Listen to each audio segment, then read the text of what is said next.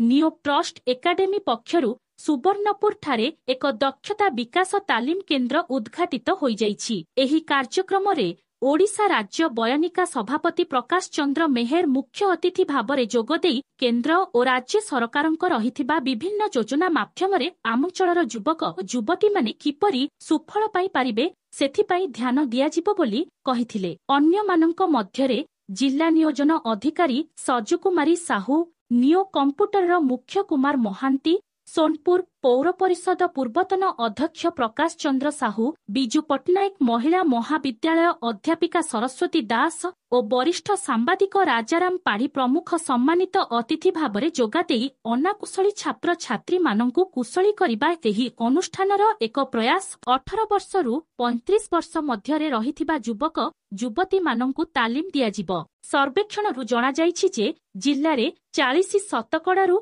युवक युवती बेकारी अछंती। मेट्रिक और युक्त 2 परीक्षारे फेल होइथिबा युवक युवतींक संख्या अधिक रहिथिबा बेले सेमानंकु एही तालीम माध्यमरे समाजर मुख्य स्रोतरे अणा जाई परिबो बोली कहिबा सह बेकारी दूरीकरण सहित मानव समृद्धि और अर्थनैतिक प्रगति रे सहायक होई पारिबो एवं वैषयिक ज्ञान कौशल रे ज्ञान आहरण करी सुवर्णपुर जिला सहित पड़ोशी जिल्लार विकास हेबा सहित अर्थनैतिक क्षेत्र रे सहायक होई पारिबो। एही तालीम केन्द्र रे युवक युवती मानंकु तारका होटेल रो परिचालना, कंप्यूटर शिक्षा, सुना गहना तियारी तालीम, छतु चाष, ब्यूटी पार्लर, सिलेई तालीम, रास्ता कड़रे थिबा उठा दोकानींकु सचेतनता आदि तालीम क्षेत्र रे वैषयिक शिक्षा प्रदान कराजिबो। तालीम ग्रहण करिबा परे निश्चित नियुक्ति सुजोग रहिथिबा अतिथि माने प्रकाश करिथिले। एही कार्यक्रम रे नियो कंप्यूटर मुख्य निर्देशक क्षीर सागर विभार सभा परिचालना करिथिले।